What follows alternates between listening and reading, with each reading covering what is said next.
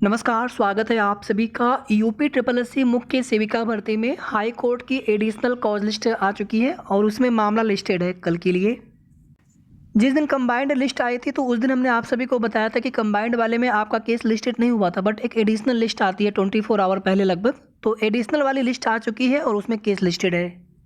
Court number 35 में case listed है,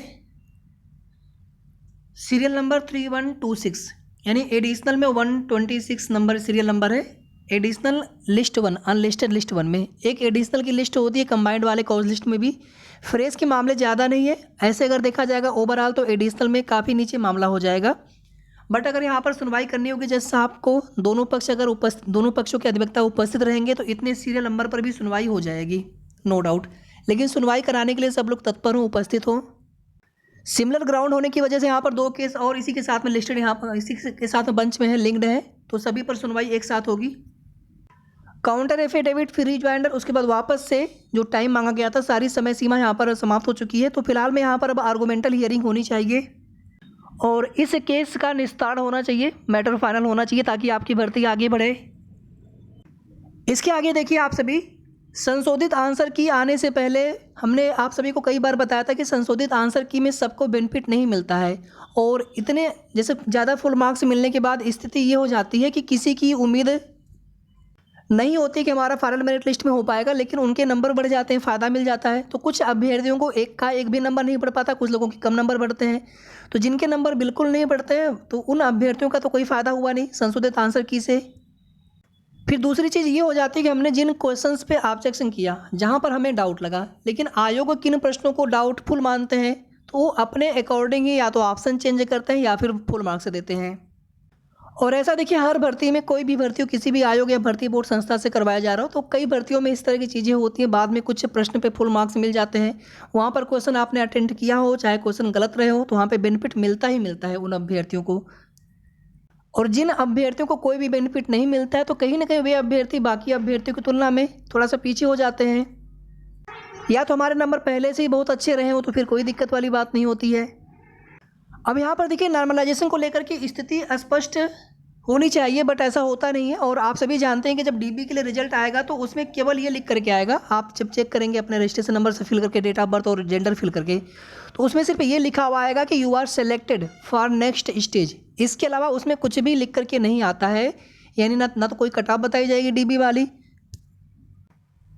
या उसकी एक अलग से नोटिस आ जाती है डीबी वाली कट ऑफ को लेकर के, बट यहाँ पर आपके अपने मार्क्स पता नहीं चल पाते हैं। मुझे ये बताना चाहिए था कि आपको अपने नंबर पता नहीं चल पाते हैं। और यही नहीं, जब फाइनल मेरिट लिस्ट आएगी तो वहाँ पर भी आप अपने नंबर नहीं जान पाते हैं। तो जिनका सिलेक्शन हो गया कोई दिक्कत नहीं, लेकिन जिनका सिलेक्शन नहीं हो पाता है और जो कट ऑफ रहेगी, अगर हम बिल्कुल कट ऑफ के आसपास होते हैं तो वहाँ पर फिर ये आइडिया लग जाता है कि हमारे नंबर थोड़े से घटे हैं नॉर्मलाइजेशन की वजह से। नॉर्मलाइजेशन पहले जिस तरह से भी जो भी रूल था, लेकिन जो वर्तमान का रूल है, 2 शिफ्ट हैं, दोनों शिफ्टों में किसी के नंबर थोड़े घटेंगे, किसी के नंबर थोड़े बढ़ेंगे। पहले ऐसा होता था किसी इजी शिफ्ट को बेस बना ली, किसी हार्ड शिफ्ट को बेस बना ली, तो किसी के नंबर केवल घटते थे या फिर किसी के नंबर केवल बढ़ते थे। बट अब ऐसा होता है कि दोनों ही शिफ्टों में थोड़े बहुत चेंज होते हैं। अगर पेट का स्कोर कार्ड जिन लोगों ने एग्जाम दिया होगा तो आप लोग देखे होंगे कि कुछ लोगों के नंबर घटे भी हैं, 2-2 नंबर तक, कुछ लोगों के नंबर बढ़ भी गए हैं। तो अगर यहाँ पर नॉर्मलाइजेशन होता है, अगर आयोग को लगता है कि दोनों पेपर के, दोनों शिफ्टों के लेवल में डिफरेंस है, अगर आयोग को लगता है तो निश्चित रूप से यहाँ पे नॉर्मलाइजेशन देखने को मिलेगा, मिलना चाहिए। और दोनों ही शिफ्टों में थोड़े बहुत परिवर्तन देखने को मिलेंगे, कम या ज़्यादा नंबर होंगे। बिल्कुल यहाँ पर एग्जैक्टली ये बता पाना बहुत मुश्किल होगा कि किस शिफ्ट के नंबर घटेंगे या बढ़ेंगे, लेकिन इतना ज़रूर था कि जब हमने दोनों शिफ्टों की अनऑफिशियल आंसर की हमने आप सभी को दी थी, तो उसी समय हमने आप सभी को बताया था कि फर्स्ट शिफ्ट सेकंड शिफ्ट से कहीं से भी नहीं लग रहा कि ईजी है, और ना ही सेकंड शिफ्ट लग रहा है कहीं से भी ज़्यादा हार्ड है फर्स्ट शिफ्ट के कंपेरिजन में, यानी दोनों शिफ्ट का लेवल लगभग बराबर लग रहा है। इसके आगे देखिए, मेरिट जब भी बनेगी, सिंगल मेरिट बनेगी, अलग अलग शिफ्ट या फिर अलग अलग डे के कोई अलग अलग मेरिट नहीं बनती, सिंगल मेरिट बनेगी, सिंगल कट ऑफ बनती है। दोनों शिफ्टों का ओवरऑल अभ्यर्थी उसमें देखे जाएंगे। रिजल्ट के लिए अभी यहाँ पर कुछ भी कह पाना मुश्किल है। अभी अगर आप देखेंगे, वीडियो के अभ्यर्थी हैं, एएसओ है, जेई भर्ती है, जेई 2018 की भर्ती, कंबाइंड टेक्निकल की भर्ती, आगे उसमें डीबी होना है, अभी उनका डीबी भी नहीं हुआ है। अब सोच लीजिए कि ये पुरानी भर्तियां हैं और इनमें कोई ज़्यादा, इसमें कोई काम भी नहीं बचा हुआ, थोड़े बहुत काम होने की वजह से उसमें डिले होता जा रहा है उन भर्तियों में। दिसंबर से जिन जिन भर्तियों के रिजल्ट का वेट किया जा रहा था, इवन नवंबर से, नवंबर, दिसंबर, जनवरी, फरवरी, ये चौथा महीना चल रहा है और सिर्फ एक भर्ती का रिजल्ट देखने को मिला है, जूनियर असिस्टेंट 1262, जबकि अब तक कम से कम 3 से 4 या 4 से 5 रिजल्ट आयोग को दे देना चाहिए था। अभ्यर्थी ऐसी उम्मीद कर रहे थे, बट ऐसा हुआ नहीं। तो सबसे पहले यहाँ पर हम लोग फोकस करेंगे, कोर्ट वाला मैटर तो जल्द फाइनल हो, उसके साथ साथ डीबी के लिए रिजल्ट आ जाए। एक बार डीबी के लिए रिजल्ट आ जाएगा तो फिर डीबी भी आगे होगी ही होगी, ज़्यादा समय नहीं लगना चाहिए।